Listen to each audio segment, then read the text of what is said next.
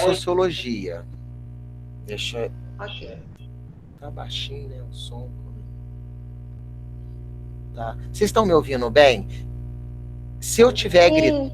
Ah, então tá ótimo. Se eu tiver... Ah, beleza. Se eu estiver gritando muito, você fala, professor, você está falando muito alto, tá? Porque eu acabo me empolgando e começo a aumentar o tom de voz, achando que eu estou numa sala física, né? Porque todo professor fala alto, né? Para aquele lá do fundão poder ouvir a minha voz. Então, às vezes, eu acabo falando alto, me empolgando, aí você, professor, está falando muito alto, tá bom? Então, vamos lá. Hoje vai ser aula de sociologia e nós vamos falar do positivismo, certo? Me interrompam todas as vezes que vocês quiserem ou necessitarem, tá bom? Então, vamos lá. O positivismo. A gente tem que ideia do positivismo, tá? Eu vou abrir aqui. Deixa eu... Não é isso. Eu vou apresentar. Eu já vou apresentar, mas antes disso, quem quiser anotar, anote aí, por favor. Eu fiz uma colinha aqui, só para não esquecer. Cientificismo é o que nós vamos falar. Razão como um poder absoluto, tá? Cientificismo. Positivismo. Aí você pula, né? Pula uma linha. Positivismo. Princípios reguladores. Que aí vai ser o slide que eu vou apresentar para vocês. Professor. Oi. Tem como tu repetir? Sim, com certeza. Cientificismo. Aí você põe assim, cientificismo igual a razão como poder absoluto. Eu ponho uma setinha assim, né? Explicar o mundo. Aí eu já vou explicar isso para vocês. É só para eu olhar e saber que eu tenho que falar sobre isso, tá? Professor, o cientificismo está dentro do positivismo? Ele vai falar sobre o cientificismo, mas na verdade a gente vai falar dos 3 estágios do positivismo, e o cientificismo está dentro desses estados, sabe, Eduardo? Entendi. Tá? Ele vai estar dentro desses estados. Cientificismo. Razão como poder absoluto. Aí eu vou explicar a época também, tá? Augusto Comte, ele nasceu em 1798. Aí eu já quero que vocês comecem a pensar o que estava acontecendo no mundo, ou melhor, o que havia acontecido um pouquinho antes dele nascer. Eu estou te dizendo que ele nasceu... Oi? Revolução Francesa, eu acho. Opa, beleza, isso aí. Pronto. Aí o cientificismo, a gente vai falar um pouquinho, de iluminismo, cientificismo, vamos falar... aí vocês escreveram, né? Absoluto, explicar o mundo. Beleza. Aí vocês estão outra linha, do jeito que vocês quiserem aí, é porque fica assim. Oi, fala, Matheus. Como poder absoluto. Como poder absoluto. Só isso? Aí você põe uma setinha, explicar o mundo. Que a gente vai explicar o mundo através do positivismo. Tá. Você põe uma setinha e fala assim, explicar o mundo. É porque eu faço uma colinha, vocês estão vendo aí, ó.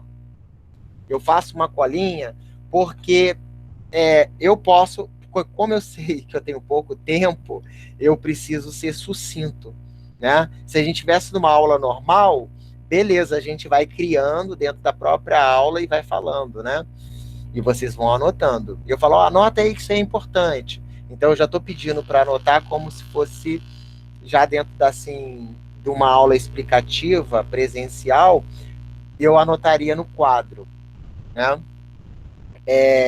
Aí você coloca positivismo, princípios reguladores. Aí a gente vai entender que o positivismo vai trazer uns princípios que vai regular esse pensamento. A gente vai saber o que é positivismo. O que é positivismo? É pensar positivo? E não é. Aí eu vou explicar. Pensamento sociológico sistemático. Aí, esse pensamento... Boa noite, Marcos. Esse pensamento positivista, ele vira uma ciência sociológica, tá bom? Ele vira uma ciência, porque você sistematiza, tá? Só vira ciência se você tiver o quê? Método, comprovação, certo? Guardem isso que eu falei. Aí eu pedi para vocês anotarem pensamento sociológico sistemático. Eu já estou me adiantando. Aí no Professor, final... Oi, pode falar. desculpa te interromper. Não, à vontade. O senhor vai disponibilizar slides sobre essa aula? Eu posso disponibilizar sim. Da última da filosofia eu disponibilizei. Eu posso mandar no grupo, né? Posso sim. Posso mandar o slide. Esse slide que eu vou usar hoje, eu não gosto muito, né? Porque eu gosto de mais imagens e menos letras, né? Frases, sentenças. Eu gosto mais de imagem. Eu acho que a imagem diz tudo. Mas eu disponibilizo. Não é o melhor slide que eu já fiz, mas foi o que eu vou usar hoje. Obrigada. Tá, tudo bem. Aí você coloca embaixo sociedade igual a explicação. Professor, Sociedade, oi. eu coloquei positivismo, principais Reguladores. Hã? Princípios reguladores. Reguladores? Isso. Aí,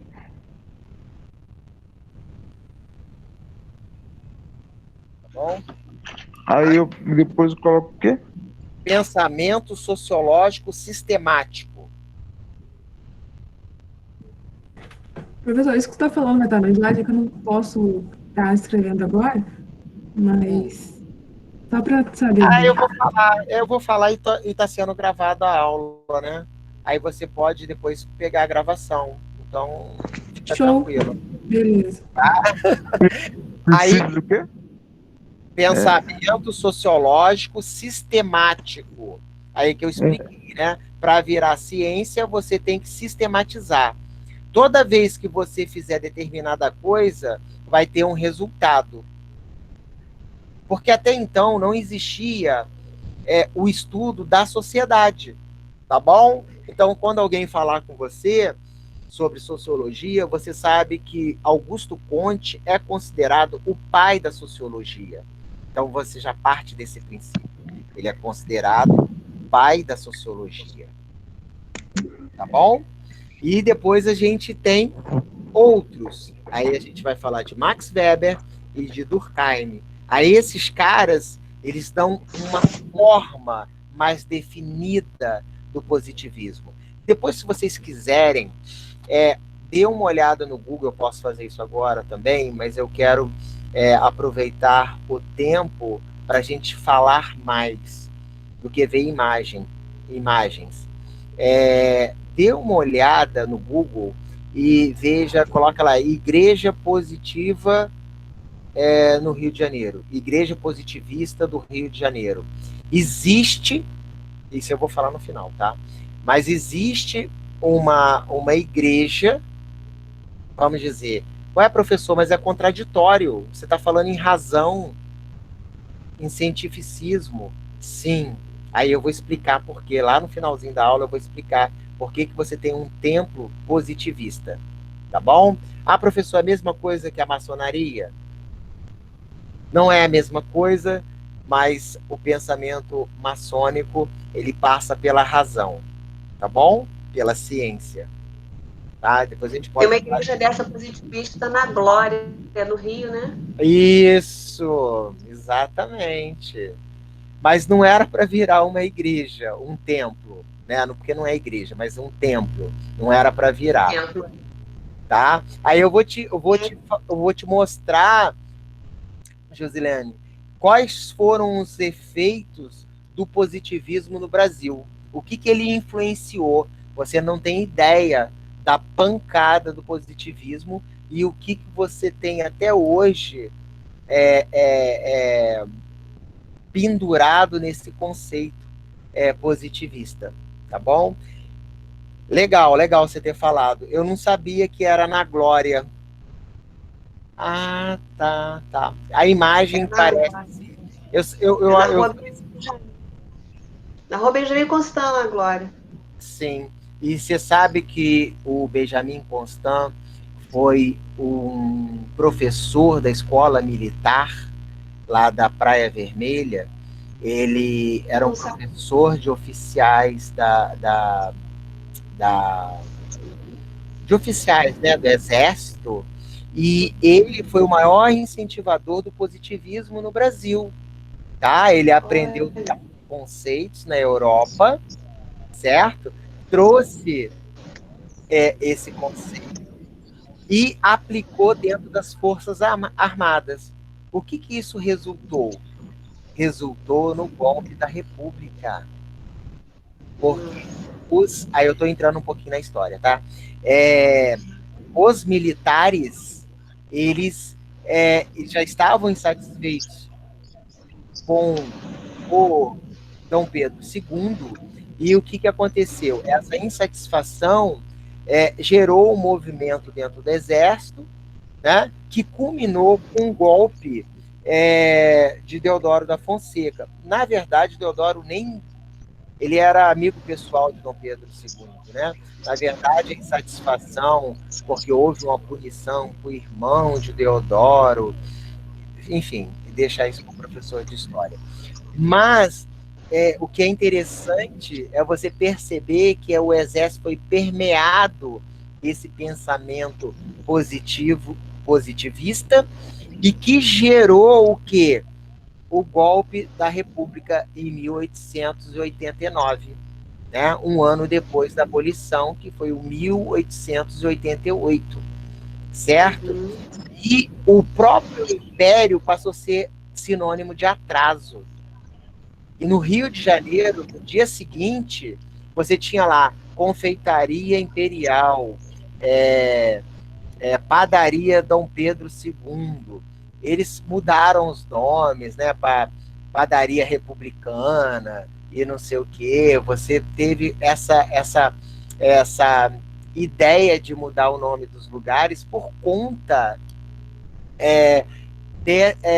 dessa mudança de pensamento coletivo. Olha só que interessante. Porque ser republicano é ser moderno, né? Eu estou falando da época. Então, legal, acho que o Paulo que falou, né? Legal. O Paulo falou sobre a data de nascimento, né? Então a gente vai falar um pouquinho da vida dele, mas coisa rápida, né? Leis, aí o Matheus também está anotando, aí você coloca assim, leis, uma setinha, razão, uma setinha, evolução da razão. Aí eu vou explicar isso também. As leis, a razão e a evolução da razão. Porque o positivismo, a Eduarda falou assim, ô professor, mas o cientificismo tem a ver com positivismo? Tem. Mas a gente vai falar numa progressão de pensamento. E isso seria o quê? O estudo do pensamento positivo. A ideia de Augusto Conte era justamente essas etapas. Eu não sei se vocês entendem um pouquinho de maçonaria, mas existe grau dentro dos membros, né? Dos participantes, eles vão atingindo até chegar a 33 graus, ao 33º grau, que é considerado venerável. Aí tem a questão do misticismo, dizendo que é a idade de Cristo, aí, enfim, a pirâmide do Egito, e etc, etc. Tá? Então, coloca aí, leis ou igual razão, igual a evolução da razão, tá? Só para você ter isso anotado no caderno. Aí eu vou compartilhar agora.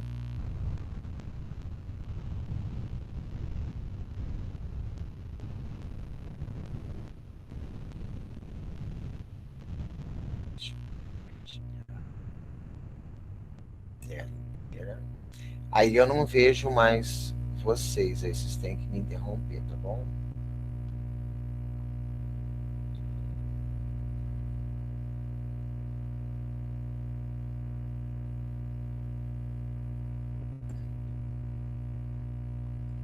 Aí vamos lá, a gente vai entrar na parte teórica agora, tá? Então eu falei, o Paulo comentou, né, 1798, a gente tem aí, ele nasce um período posterior à Revolução Francesa, e a gente percebe que, deixa eu só pegar, não dá hora aqui, só para administrar o tempo. Ele nasce posterior à Revolução Francesa, veja bem, a Europa está convulsionando, certo? A gente tem anterior à Revolução Francesa o quê? O Iluminismo, né? E anterior ao Iluminismo a gente tem o Renascimento, certo? Eu não precisa gravar isso não, é só para posicionar vocês numa época, tá? A gente tem no século XV, século XVI, o Renascimento, que é a busca do conhecimento grego-romano, e depois a gente tem o quê? Um período que a burguesia vai investir na razão. Por que a burguesia vai fazer isso? Porque ela queria se contrapor às ideias religiosas. Por quê? Não adianta você ter dinheiro, você não tem berço, certo? Então a burguesia já estava consolidada nesse período, em 1700, né? Principalmente 1750, 1760, que foi a primeira Revolução Industrial. Então é um marco histórico para os burgueses, certo? E você precisava investir em quê? Na razão, porque imagina um Estado sendo dominado pela questão teológica. Aí a gente vai falar, esse é tema da nossa aula. A questão teológica. Então a gente vê o seguinte, o Estado egípcio, ele é um Estado teológico, certo? A pirâmide era construída para abrigar o corpo mumificado do faraó. Então é um Estado teocrático. O Irã de hoje é um Estado teocrático. Quem manda é o líder da religião islâmica, certo? Não é o presidente, é o líder da religião. E foi assim também na Europa com os papas, certo? Hoje o Papa fala, mas tem gente que segue, tem gente que não segue. Mas na Europa católica, né, antes da Reforma Protestante, e depois também, né, vamos deixar isso claro, que só vai perder força, um pouquinho só, tá, gente? Um pouquinho de força após a Revolução Francesa. Por quê? Por quê? O período iluminista vai dar valor à razão, ao conhecimento, né? Eu não estou falando lá do Renascimento, aí eu pulei um pouquinho mais adiante, século XVII, século XVIII, né? Que você vai estar o quê? A questão da razão. É importante que você promova o conhecimento. Quer dizer, não promover de uma forma geral, mas promover como um norteador. Eu não gosto de usar a palavra norte, né? Porque refere à parte de cima. E quem está em cima são os Estados Unidos e a Europa, né? Então a gente aceita uma situação de subalterno ou de subalternidade, né? Então eu não gosto de usar, você tem que ter um norte.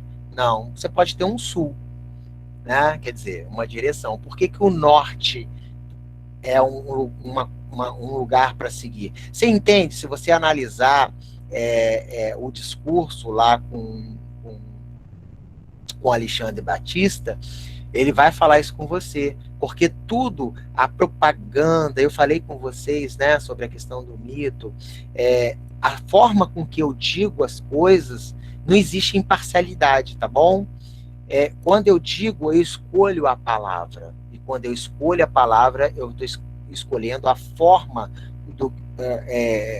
de como eu falo, né, e como eu vou persuadir o meu interlocutor com o meu discurso, certo? Então, não tem nada inocente, tá bom?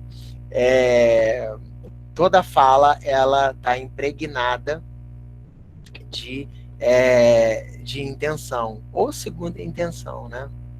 Segundas intenções, pode ser. Então, ele nasce nesse período, um período que, 1760, a gente já tem a primeira Revolução Industrial. Ele morre quando? 1857, ele morreu com 59 anos. O que aconteceu em 1750 a 1850? A segunda Revolução Industrial, não é verdade? Então ele nasce num período que a indústria está se consolidando. A indústria está se consolidando, gente. Então eu preciso tirar o cara do campo, no meio natural, para trazer para a cidade. A cidade é um local de confinamento, tá? Então não fica achando que você é maluco, não, e toma ansiolítico, porque a cidade é antinatural, tá? O trabalho em fábrica, ele é antinatural. Por que, professor, que ele é antinatural? Porque o ser humano, o confinamento para o ser humano é o pior castigo. Por isso que tem a solitária, para castigar os presos. E o degredo, né? Napoleão ficar numa ilha, Mandela ficar numa ilha, né? Você isolar alguém é a pior tortura psicológica que você pode fazer, certo? Para essa pessoa. Então, existem regras do isolamento, não pode ser por X dias, eu não lembro agora, mas um preso ele não pode ficar X dias numa solitária, tá? Porque você leva a pessoa à loucura, tá? O que eu tô falando tá muito bem retratado naquele filme O Náufrago, com Tom Hanks, que ele tenta suicídio, eu tô dando spoiler, ele tenta suicídio na ilha porque ele não aguenta a solidão. E depois que ele vai para a cidade também, contei o filme. Mas vale a pena. É um filme legal, um filme antigo, acho que vocês devem ter assistido, O Náufrago.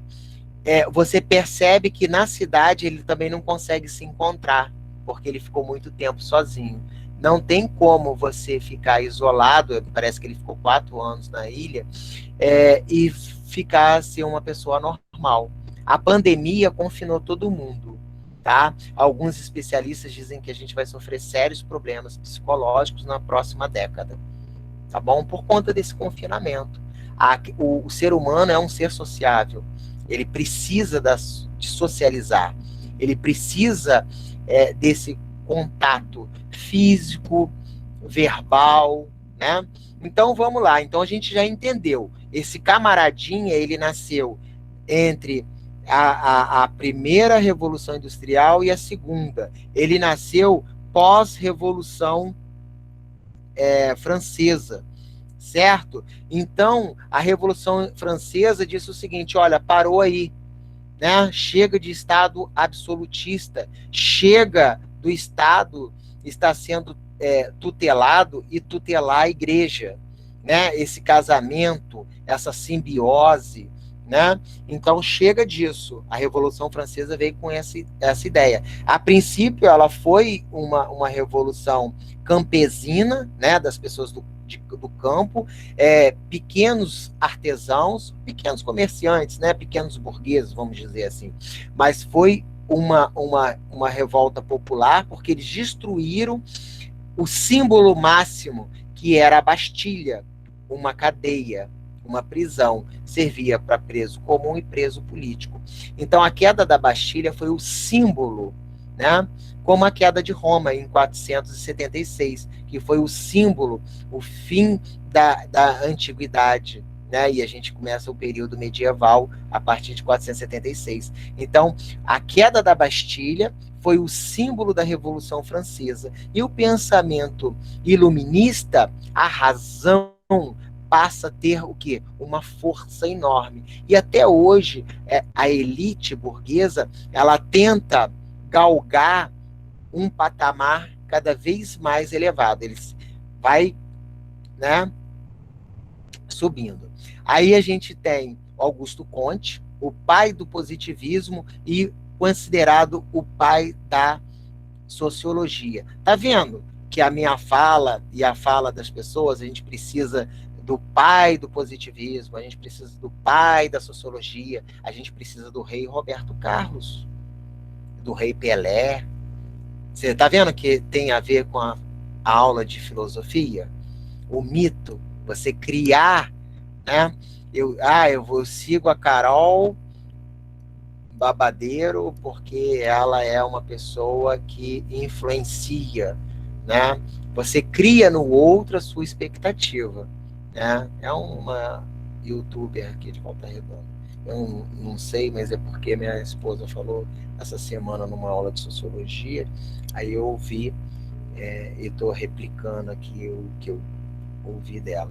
Então, você acaba seguindo essas pessoas. Neymar, né? Cristiano Ronaldo, enfim, por aí vai. Então, a gente tem aqui Augusto Comte, tá? Nós já falamos dele. Vamos avançar. O positivismo, a gente vai ver... Professor, sempre achei que o pai da sociologia era o Karl Marx, Durkheim. Isso, o Durkheim também, na verdade, os quatro são considerados o pai, né? Eu não sei como vai fazer esse casamento aí. Tem o trisal e tem esse quarteto fantástico, que são considerados... Porque o pontapé inicial da sociologia, porque o Augusto Comte, ele começa a pensar na sociedade de forma científica, tá? É só por isso. Mas quem organiza essa bagunça toda é Max Weber. Ah, entendi. Porque no meu ensino médio, eu nem ouvi falar de Augusto Comte, eu só ouvi falar de Max Weber, Durkheim e Karl Marx. Isso. Aí eu vou... Porque a gente vai ter aula de Durkheim. Ótimo. Foi a Eduarda que falou? Sim. É porque não aparece aqui para mim, aí pela voz, eu tento decifrar.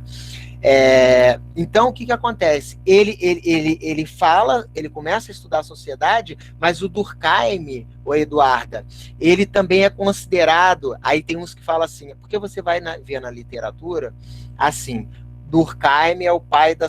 Todo mundo brigando, né, pela paternidade. Durkheim é o pai da sociologia. Por quê? Porque ele sistematiza de uma forma, sabe de qual forma? Ele diz que o suicídio é um fato social. Aí eu não vou falar mais do que isso, porque a gente estuda lá no Durkheim.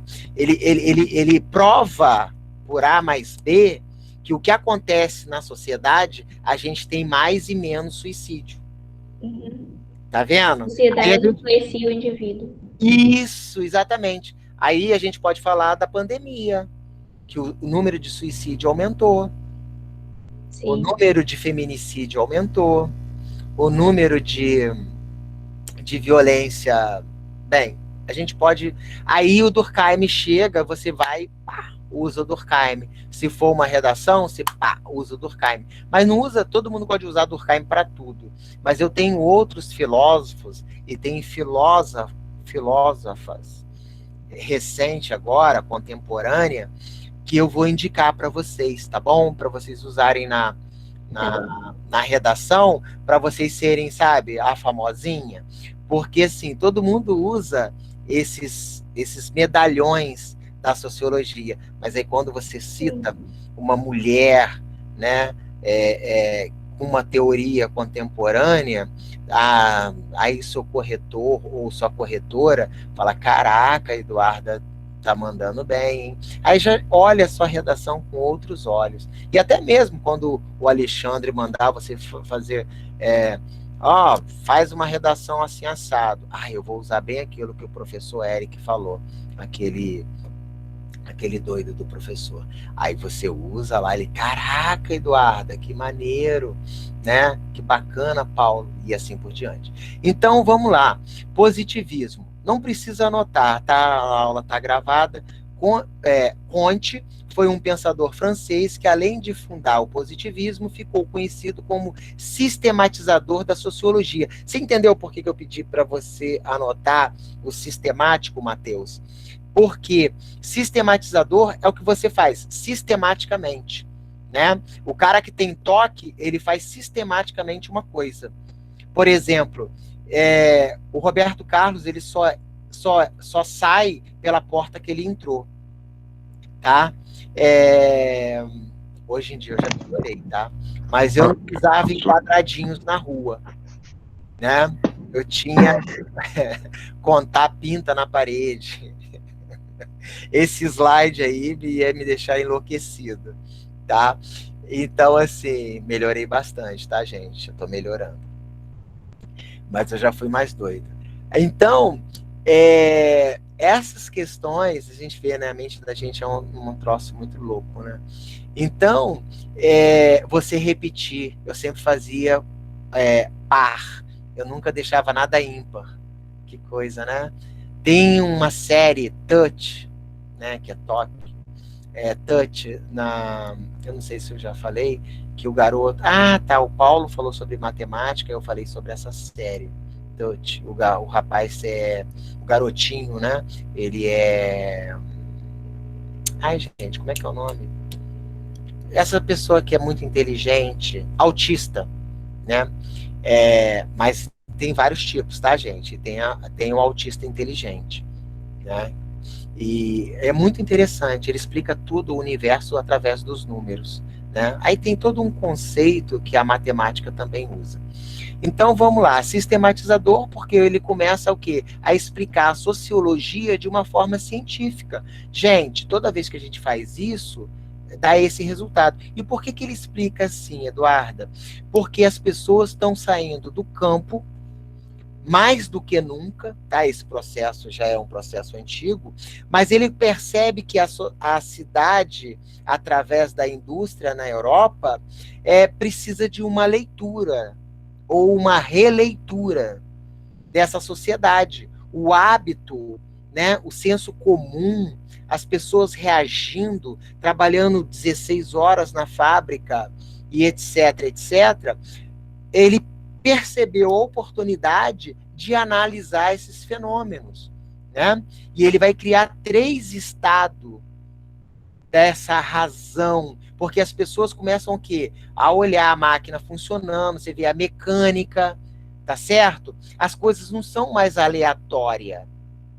As coisas não são aleatórias, né? Como o mito, né? Grécia Antiga, os deuses. As coisas não acontecem porque Deus quer. As coisas acontecem porque existe uma lógica, até matemática para aquilo. Então, isso é sistematizador, que é mais sistemático do que a própria matemática, né? Você acha ali exatamente aquele número. Então, a ciência humana, porque até então não tinha estudado a sociedade, começa a perceber isso. Eu tenho como antever o próximo passo. E isso é muito importante para a burguesia, tá bom? Não fica achando que é o pobre que vai usar, não, tá? Quem usa é o rico. Quem mais lê e se interessa por Karl Marx acaba sendo a própria burguesia, tá? Porque você entende o pensamento do povo enquanto massa. Eu não gosto de usar essa palavra, mas eu vou deixar ela por enquanto, como massa operária de um sistema capitalista. Então é importante que eu entenda quem é esse cara. Por que todo mundo tem medo do seu Carlinhos, né? Do Karl Marx? Por que todo mundo tem medo do Barbudinho? Não é verdade? O cara não ficou lá para trás, gente, no século XVIII, século XIX, por que ele escreve a sua obra, né, em 1867, O Capital? Por que você está com medo de um carinha lá que morreu de fome, todo largado, teve filha que morreu de fome, enfim, era um cara de classe média? Não é verdade? As pessoas têm medo do seu Carlinhos, né? E a gente vai entender na nossa aula de sociologia por que as pessoas têm medo do seu Carlinhos. Então vamos seguir. Sua filosofia visava reorganizar o conhecimento humano e mesmo admitia apenas o critério da verdade, as experiências e os fatos positivos.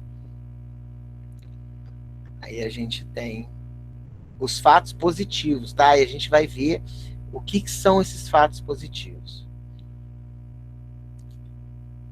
A gente tem aqui: a família e a propriedade eram núcleos permanentes que deveriam promover o progresso. Opa! Gente, grava essa palavra aí, progresso, tá? Eu vou fazer uma perguntinha para vocês no final. Promover o progresso, onde todos eram dependentes um dos outros. Também não haveria lugar para o individualismo. Opa! Opa, lelê, opa, lalá. Olha só, a gente já está falando da sociedade como um corpo. Você vive sem cabeça? Não, né? Sem braço, você até vive, sem perna, tá, tudo bem.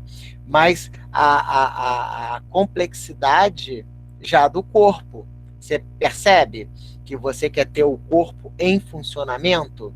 Então, ele assemelha esse funcionamento como uma coisa natural. E ela deve o quê? Atingir a perfeição, como se fosse uma atleta de Olimpíada, tá? E a gente vai vendo isso aqui agora.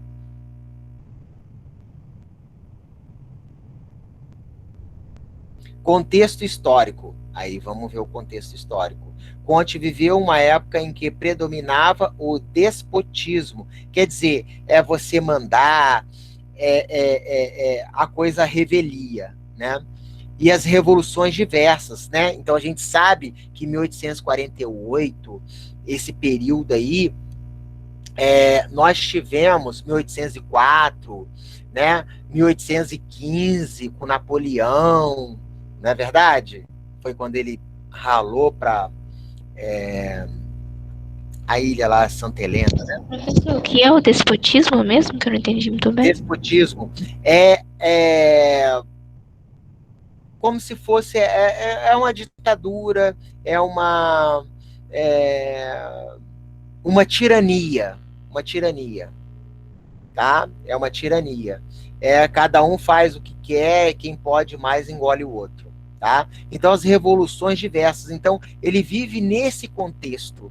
Ele vive no momento de que a sociedade europeia estava convulsionando, certo? Então ele percebe, opa, por que isso está acontecendo na sociedade? Por que está acontecendo isso? Aí ele começa a estudar a sociedade, né? Tal fato causou descontentamento popular e crise dos valores tradicionais. Quais são os valores tradicionais, gente? Religiosos, tá? O que rege a sua moral e a sua ética, a moral vai regular a ética, claro, a religião. A religião, ela é seu freio. A religião... Oi? Sai mais cedo aqui, tá? Oi? Tem que sair mais cedo. Vou ter que sair mais cedo. Ah, tá. Depois você revê a aula, então. Ela Tá tá bom. sendo gravada. Tá Obrigado. bom, Matheus? Um grande abraço, Boa noite. querido. Boa noite. Querido, boa noite. Boa noite. Tal fato causou descontentamento popular e crise nos valores tradicionais. Esses valores tradicionais é o quê? Os valores religiosos. A explicação através da Bíblia, né? Ou do Islã, ou do Alcorão, não interessa. A explicação através do mito, tá? E do místico também, tá bom? A partir disso, Kant definiu aquilo que era realidade, possibilitando a criação de leis naturais. Opa, leis naturais, olha só, gravem isso também, leis naturais, para orientar os homens de como agir na modificação da natureza. Então a natureza pode ser modificada. E quando ele fala de natureza, ele está se referindo a Que natureza? A natureza social. Aí vamos lá. Funcionamento, isso daí é uma crescente, tá, gente? Eu tô falando assim, às vezes eu dou um passo adiante, mas a gente está construindo esse pensamento. Funcionamento da sociedade, vamos ver. Poxa, a sociedade funciona como um organismo, por isso que eu falei do corpo, tá, gente? Esse deveria promover o bem-estar das pessoas através de uma organização sociopolítica e uma nova ordem espiritual baseada na hierarquia e na Igreja Católica. Interessante. Ao entendimento bovino, né? Aí baseado na hierarquia e na Igreja Católica, beleza. Então a gente sabe que o bem-estar através de uma organização. Então, o ser humano ele consegue atingir o bem-estar ou a felicidade através da organização. Interessante. Ser organizado interessa para quem? Para a indústria, né? Eu usar um relógio de pulso interessa para quem? Eu ficar olhando a hora no meu reloginho aqui interessa para quem? Para o sistema, né, gente? Tudo tem sua hora e seu tempo. Tempo é dinheiro. A gente vai ver isso com Max Weber, tá? Vamos lá. Olha só a questão da importância do estudo científico, queridos. Vamos adiante. Humanidade versus divindade. Opa! Aqui é um divisor de águas. Parou tudo. Humanidade versus divindade. Opa! Então eu coloquei o quê? A divindade no paredão. Tá, gente, quando eu falo assim, por favor, não leve a mal, eu não estou falando mal da religião de ninguém, tá? Eu adoro o candomblé, eu adoro o cristianismo, eu gosto muito das religiões, tá? Inclusive, eu acho que eu não sou ateu, eu acho que eu sou politeísta. Eu gosto das religiões e, bom, se eu vivesse na Grécia, não teria problema nenhum. Hoje, nós temos que ser monoteísta, né? O senso comum te direciona para o monoteísmo, certo? Mas eu admiro as qualidades dos deuses, né? Eu admiro. Não é porque eu sou cristão que eu vou achar que o Deus do meu vizinho ele é piquititico. Não, né? Não, ele é importante para ele. Né? Então, eu não estou ofendendo a religião de ninguém, tá? Sociologia e filosofia, às vezes a gente dá uma esbarrada na religião, mas eu não quero, porque quando eu fiz o curso superior, né, de ciências sociais, teve vários colegas que eles eram cristãos, que eles deixaram de fazer o curso, porque ele achava que a religião estava sendo vilipendiada, né, sendo atacada. E às vezes o que eu percebia era que o conhecimento estava deixando ele em xeque em relação à fé que ele tinha, tá? Então não estou aqui para atacar ninguém e nem fazer proselitismo, tá bom? Que é o quê? Convencer você a mudar para minha religião, certo? Gente, eu falo às vezes alguma coisa assim diferente, eu dou logo o significado, porque é muito importante vocês aumentarem cada vez mais, né? Buscar novos vocábulos, porque eu tenho certeza que o Alexandre vai cobrar isso lá na sua... Porque você tem que escrever de forma erudita, né? Não precisa ser erudita, mas formal, né? Que é a língua falada de forma correta. Então é importante que vocês tenham alguns trunfos, né, para você usar na sua redação. É interessante. Não usa palavra muito difícil não, tá? Que ninguém usa. Nossa, eu nunca ouvi essa palavra. Não fica colocando isso na redação não, porque o corretor sabe que não faz parte do seu dia a dia. Tá bom? Então, humanidade e divindade. Essa doutrina baseava-se no materialismo científico e achava que a humanidade deveria ser venerada. Isso também aqui é importante. Esta era uma grande e única entidade, denominada o grande ser. Então, Augusto Conte abandona essa questão da divindade. A sociedade, gente, passa a ser o centro de tudo, tá? Ela tem que ser venerada. E a gente vai entender que você passa por estágios, né? Passa por estágios. Então a gente vai ver aqui qual o estágio. A lei dos 3 estados. Aí quem quiser anotar, aí daqui é importante que você anote. A lei dos 3 estados. Só para gravar, porque você fala assim, nossa, gente, a lei dos 3 estados é quem? De Augusto Conte. Porque vai ter uma palavra-chave para Max Weber e para Durkheim também, tá? E Karl Marx, mas eu falo para vocês, aqui é a lei dos 3 estados. Então, tal lei se fundamenta nas observações feitas por Comte em relação à evolução das concepções intelectuais da humanidade. Assim, ele declarou que ela passa por 3 estados diferentes. Opa, eu não falei da evolução, eu pedi para vocês anotarem leis, razão e evolução da razão? Então vamos ver quais são esses estágios. Estado teológico ou fictício, eu já comecei a falar. O teológico e fictício é você acreditar no Thor. Hoje você pode achar graça, gente, mas o Thor é real, né? Vênus, ela é real. Marte é real. Então, você acreditar em Hades é real. Você acreditar em Alá é real. Você acreditar em Jeová é real. Então, essa sua crença, ela... Aí lembra da aula de filosofia. Isso explicava tudo, certo? O que era o trovão? O que era o raio? Era a carruagem, né? O caminhar de Thor, né? Que dava o relâmpago. Quer dizer, isso é uma mitologia nórdica. Você tem a mitologia grega e você tem a compilação, né? Compilação dos romanos em relação à cultura grega e assim por diante. Depois ele abraça o cristianismo, tá? Se nessa época, se fosse outra religião que o Império Romano abraçasse, nós não seríamos cristãos, tá bom? Então vamos ver. Aí eu falei do estado teológico, eu falei do Egito, né? Fatos observados pelo sobrenatural, né? E é lindo a cultura egípcia, né?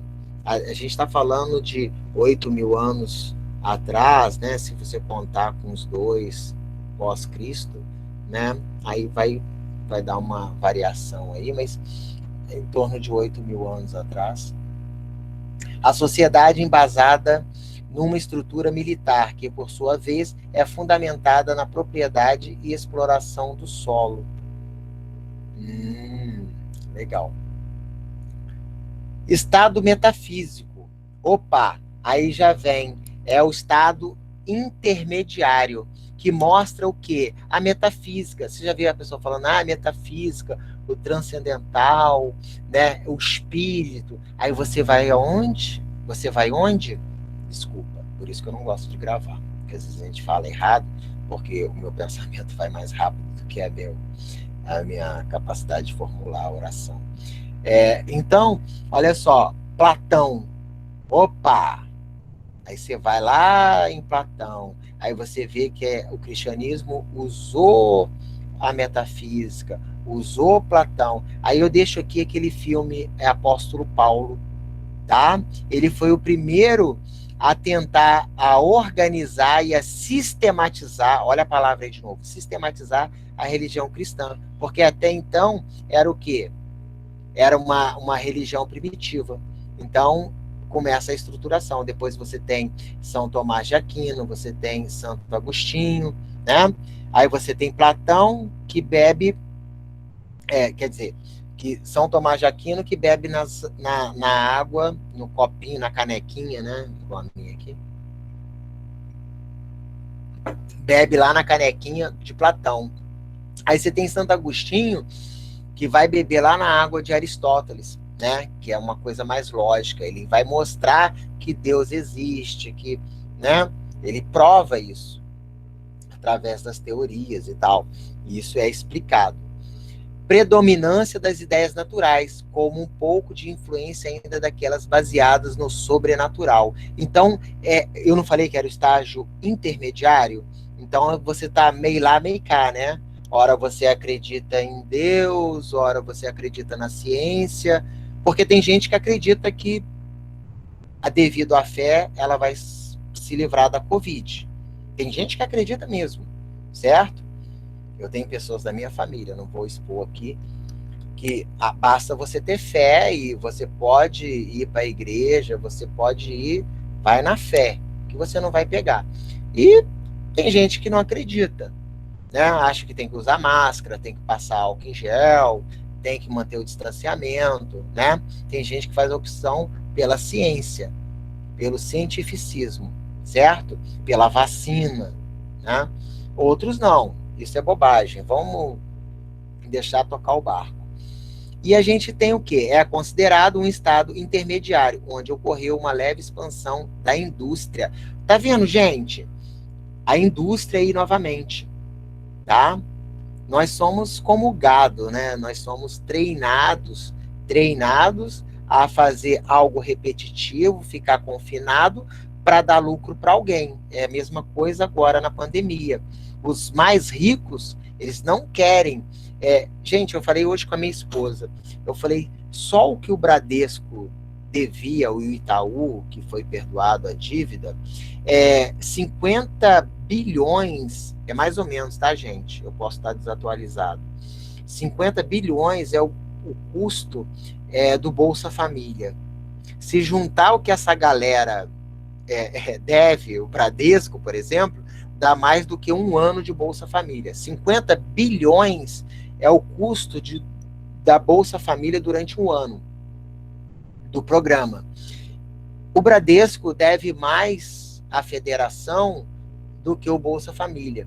Ou devia, né? Não sei como está essa situação. Itaú e Bradesco. O Benjamin aqui, ó, vamos falar de Volta Redonda.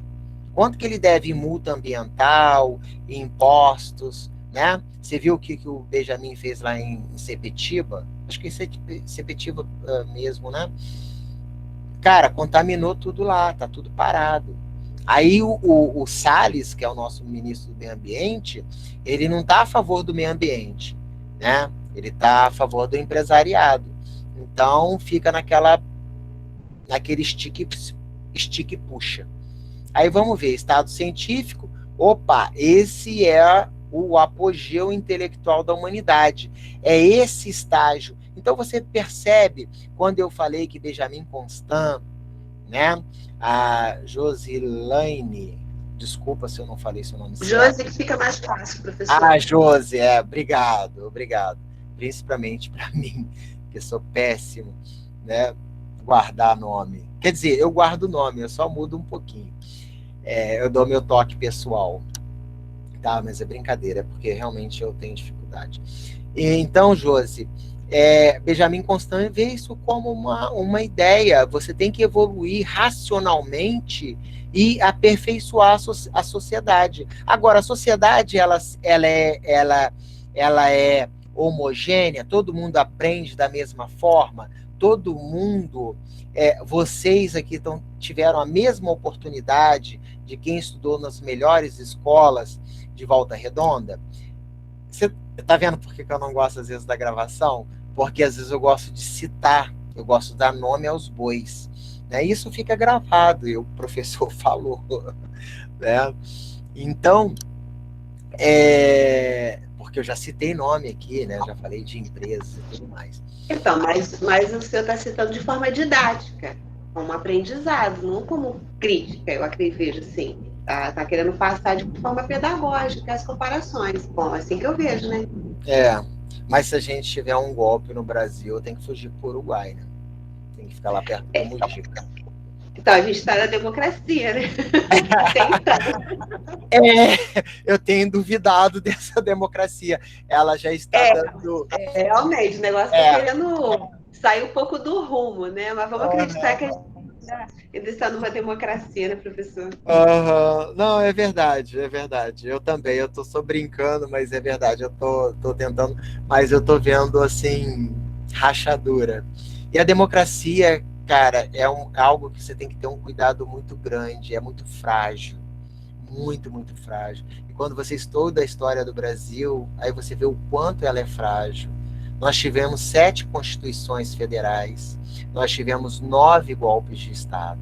Então a democracia é um bebezinho. Sabe por quê? Porque tem gente, né, tem certos ditadores por aí, né, filhotinho de ditador, que ele acha que a democracia demora muito. Porque imagina, se eu for deliberar aqui, a gente vai ter que discutir e caçar um rumo aqui para nós. Se eu for ouvir todo mundo, a gente vai fazer uma aula em 3 horas. Agora, se eu for o ditador, eu falo e vocês escutam, eu consigo dar a aula em 1h20. Vocês entenderam? Perceberam? Então, essa questão do apreço pela ditadura é uma coisa séria, muito séria. Mas vamos acreditar na democracia, vamos proteger a nossa democracia. Então, vamos lá. Gostei da sua fala, tá bom? Estado científico ou positivo? Apogeu intelectual da humanidade. Opa, vamos lá. Aí a maçonaria, ela sempre teve envolvida, aí eu falando de novo, a maçonaria sempre teve envolvida nas grandes decisões, tá? Desde da proclamação da República até a emancipação de Volta Redonda, tá bom? A hora que vocês tiverem um tempinho, pesquisem e tal. E aí, quando você vê as pessoas que estavam envolvidas em 1956, 54, 56, né? Neste período, que participaram, tá? De todo o processo de emancipação, você olha essas pessoas, pesquisa o nome dessas pessoas, né? Como Lucas Evangelista e outros, que você vai perceber que eram maçons, tá bom?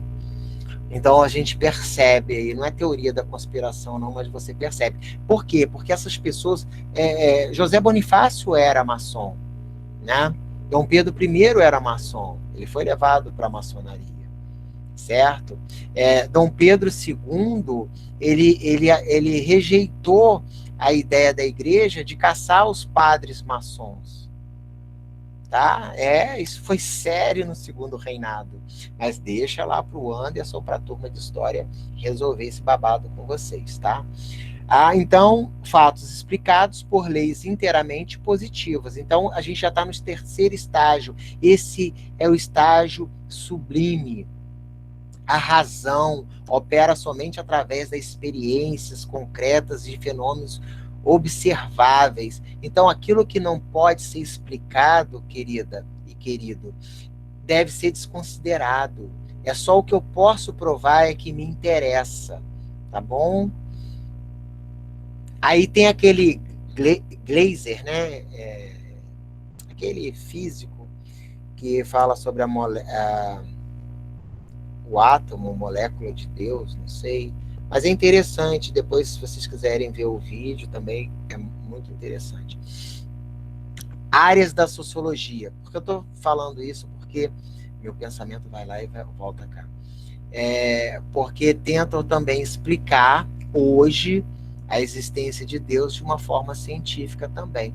Mas ele não fala exatamente Deus, mas a princípio ele chama a sua atenção por conta do que ele escolheu e as palavras que ele escolheu, né?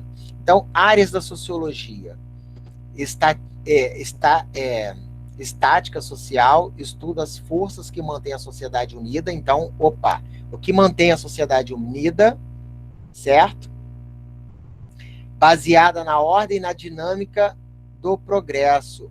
Gravem essa palavra, ordem e na dinâmica do progresso. Influenciou o lema da bandeira do Brasil, ordem e progresso. Tá vendo? Aí eu faço uma pergunta para vocês, uma pergunta retórica, é claro. Mas ordem para quem e progresso para quem? Se o Augusto Conte está dizendo agora, eu já posso desvendar isso para vocês, que Augusto Conte está dizendo o seguinte, que a sociedade, para manter unida, estruturada, você precisa ter essa evolução de razão, mas nem todos atingem esse alcance da razão. Então, eu estou falando de uma elite que pode pensar e desenvolver. Você não vê o Paulo Guedes o tempo todo falando sobre os empresários que tem que diminuir os impostos, a carga dos grandes empresários, porque eles geram empregos, né? O governo sempre faz isso, o governo Lula fez isso, né? Diminuir a carga, tanto é que a questão tributária, a questão de taxar grandes fortunas, não passa, né? Porque justamente isso, você taxando grandes fortunas, você faz o quê? Você faz uma distribuição de renda. Mas não, gente, existe uma elite pensante, uma elite que faz tudo acontecer. Então a gente aceita, porque você já nasceu nesse sistema, dessa forma. Você vai estudar para quê? Você tem que trabalhar arduamente, para quem sabe você conseguir, através de muito sofrimento, uma casinha para você poder envelhecer, né? Enquanto o agronegócio e outros segmentos, eles só estão lucrando, né? Basta você acompanhar, você sabe que o agronegócio é o único que está dando lucro, né? Junto com outros segmentos aí também, tá? Enquanto a gente está passando fome, tem gente que está enriquecendo, tá bom?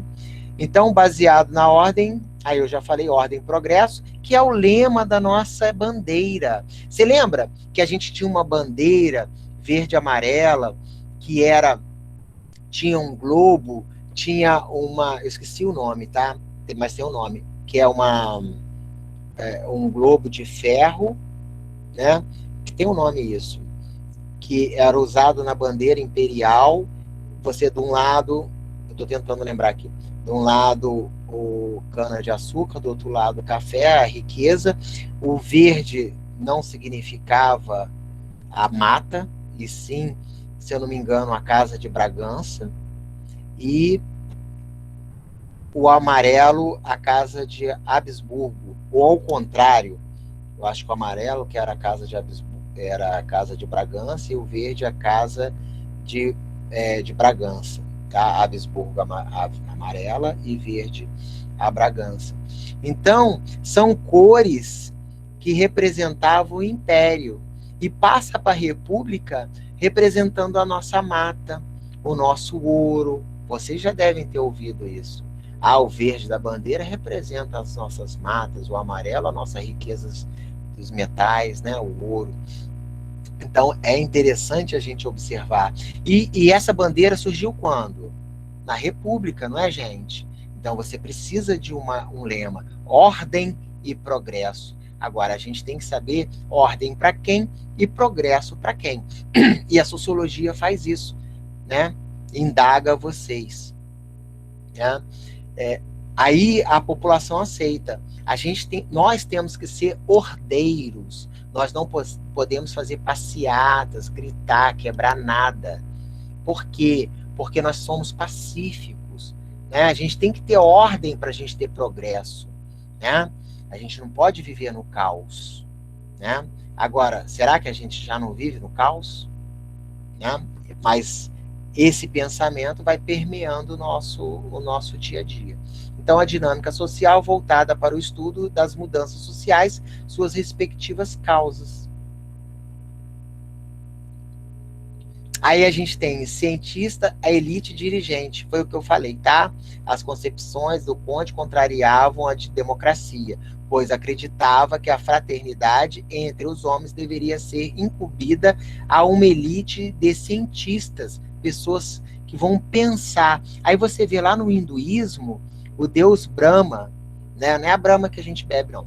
O deus Brahma, que os sacerdotes, a classe mais alta da sabedoria, que representa a cabeça, a boca, né, do deus Brahma, né? Na Índia tem mais de 300 mil divindades, tá? Mas você tem 3 principais. Eu não vou falar porque, né, falam até em 300 milhões de entidades, mas 300 mil deuses, né? Divindades. se você for contar tudo, dá um valor, uma quantidade absurda. Não dá nem para acreditar que não, lá tem bastante gente, né? 1 bilhão e 200 milhões, né? Então, veja bem, então eu acredito na fraternidade entre os homens. Então eu vou pensar, vocês vão trabalhar e a gente aceita essa estrutura. Qual é essa estrutura? Você tem o presidente da empresa ou da nação, você tem o diretor da empresa, você tem a camada de engenheiros, gerentes, operários, supervisores, né? Supervisores, depois operários, e assim por diante. Aí você tem o eletricista júnior, sênior, né? Pleno, sênior, master, e você vai classificando a partir desse momento. Você vai estruturando a sociedade e você aceita isso como uma verdade incontestável. Aí a figurinha do Augusto Conte, tem algumas obras, mas você não precisa gravar isso, que não tem nada a ver, influências e contras. O positivismo foi alvo de críticas, especialmente quando se tratava de a criação da religião da humanidade. Por quê? Eles acreditaram tanto, né, na questão da ciência que acabou virando um local que ele combatia a religião, né? Essa questão transcendental. Então, acabou se transformando para que ele revirasse no túmulo, né? Virando uma religião. Apesar disso, essa doutrina teve significante influência na época, como a proclamação da República e o evolucionismo. Tá? Aí você tem que contextualizar, saber o que estava acontecendo nessa época. Principais obras, aí é só para vocês saberem, o curso da filosofia positiva é a mais comentada, discurso sobre o espírito positivo também, catecismo positivista, porque esses templos, o objetivo era ensinar a pessoa a ter esse conhecimento sobre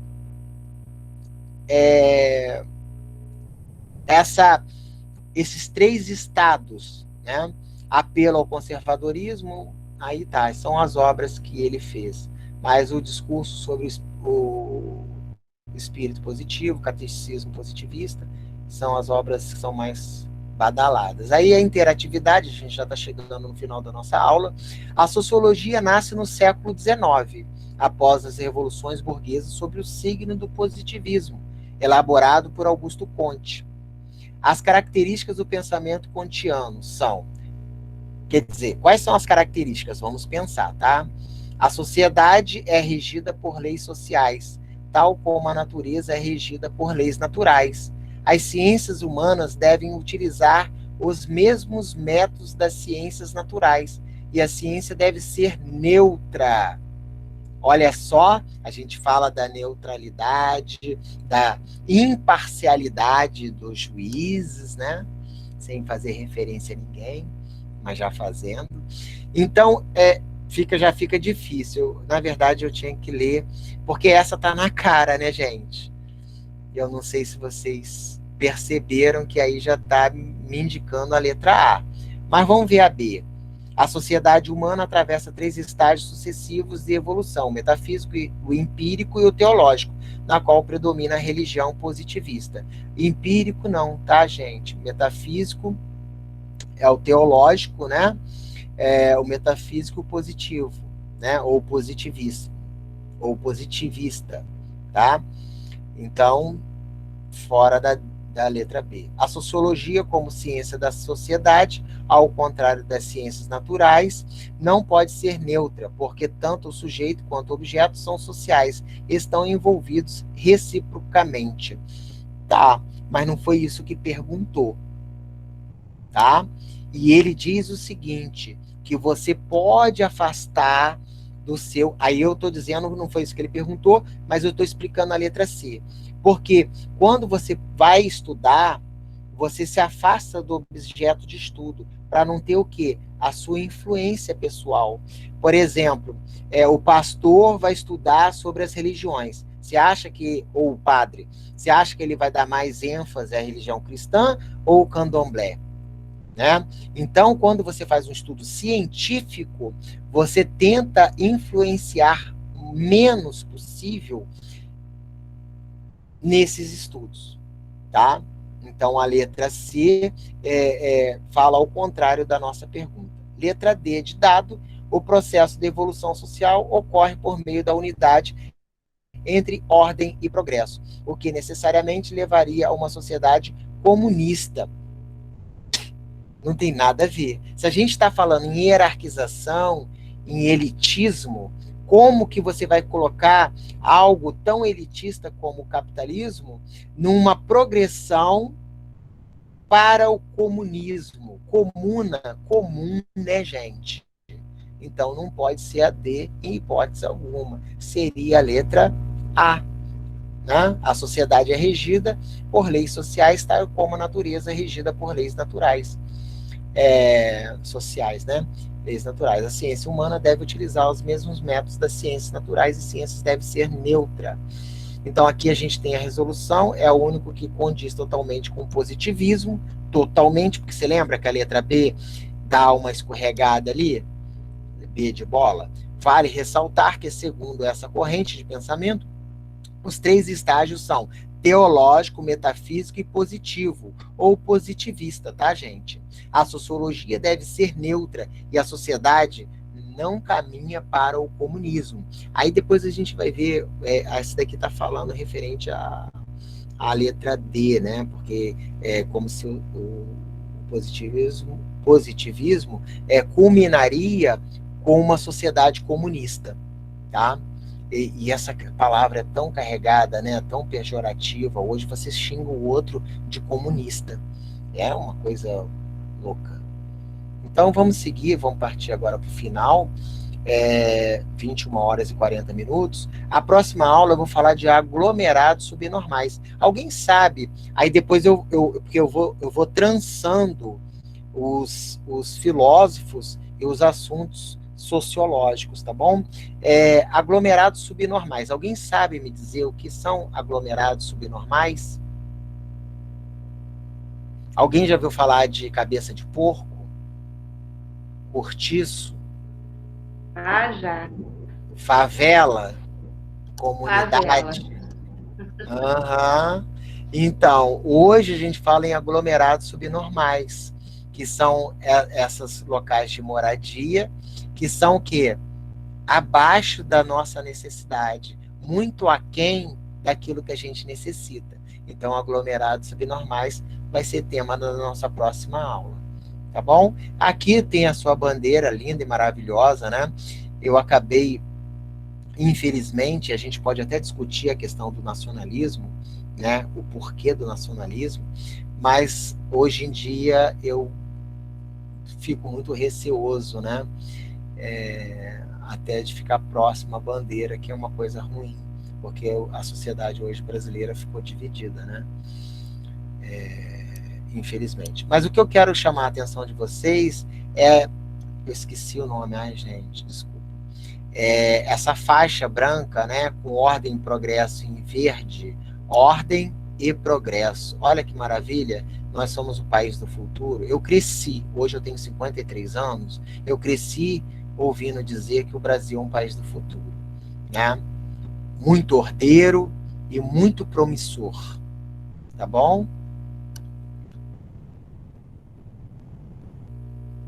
Aí aqui a gente tem a definição de igualdade e equidade, parece que vocês falaram comigo na aula passada ou retrasada, que a gente diz o seguinte: a gente tem que ser igualdade, né? Justiça, a gente tem que ser justo. O justo seria dar um caixote para cada um, mas a equidade dá um passo adiante. Você tem que dar 2 caixotes para quem precisa de 2 caixotes, e dar um caixote para quem precisa de um, e não dá nenhum para quem não precisa. Você percebe que na equidade todos estão vendo um jogo de beisebol? Então, a sociedade é assim, né, gente? Quem são os mais vulneráveis hoje? Né? Quem são? Não sei se vocês viram, eu terminei já a aula, tá? Ai, gente, eu vou falar, depois eu vou parar a aula e comento isso. Porque a gente percebe que a igualdade e a equidade. Então, você tem que oferecer mais subsídio para quem realmente necessita. Os mais vulneráveis, né, gente? Quem tem o que dificuldade de ter uma boa alimentação, de moradia, né? Quem tem insuficiência alimentar, por questões financeiras, quem é vulnerável, certo? Então, desejo a todos bons estudos, leiam, eu vou indicar o filme, eu já falei em 2 filmes aqui, né, para vocês pensarem de forma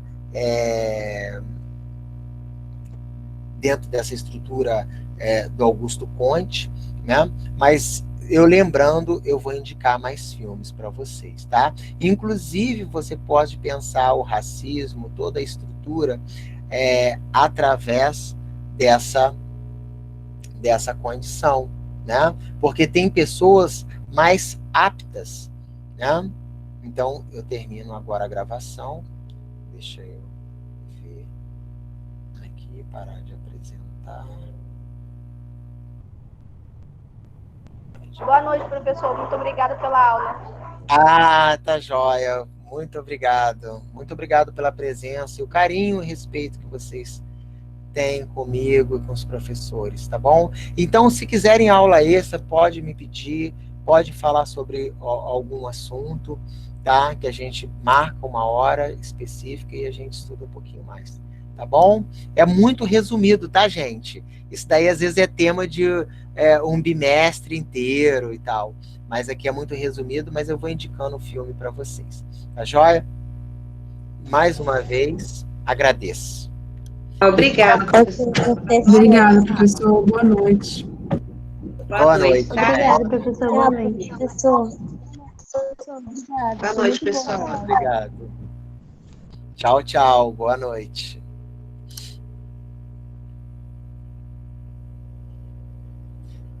Se tiver alguma pergunta, quiser fazer, não tem problema. Professor, deixa eu fazer só um comentário, rapidinho. Pode interromper.